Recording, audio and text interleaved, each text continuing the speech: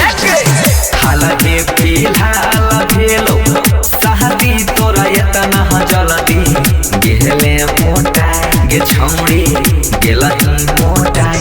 पहिले लाह गई रही मालय बतू लाह गई छी माई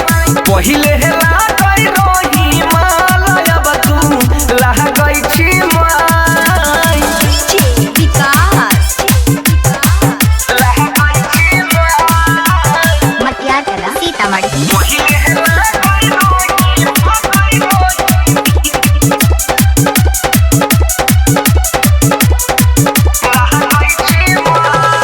दिन पर दिन बदलल जाइ छौ मुँह पर के पाइन गे जहिया से बनल है अपन सई के मलकाइन गे हे गे दिन पर दिन बदलल जाइ छौ मुँह पर के पाइन गे जहिया से बनल है अपन सई के मलकाइन गे देखी के तोरा हमारा अखियाँ पयकिन छौरी ओही छौ नहाय देखी के तोरा हमारा अखियाँ पयकिन छौरी ओही छौ नहाय हे गई ओही छौ नहाय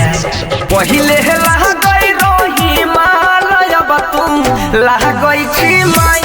पहिले लाह गई रही मालय बतू लाह गई छी माई गे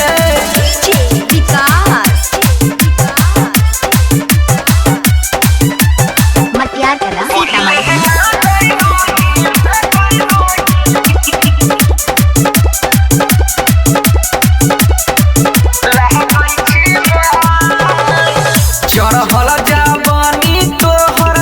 गेहलौ कदर गे कहमे समैया में छौरी कोद गेलौ भर गे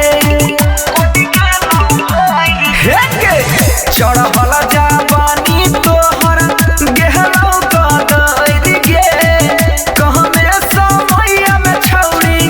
कोद गेलौ भर गे राइटर सोनू सिंह सीधर साचे तोहर करे छौ बहरा हे गे राइटर सोनू सिंह बन सीधर साचे तोहर करे छौ बहरा गे छौरी करे छौ बहरा पहिले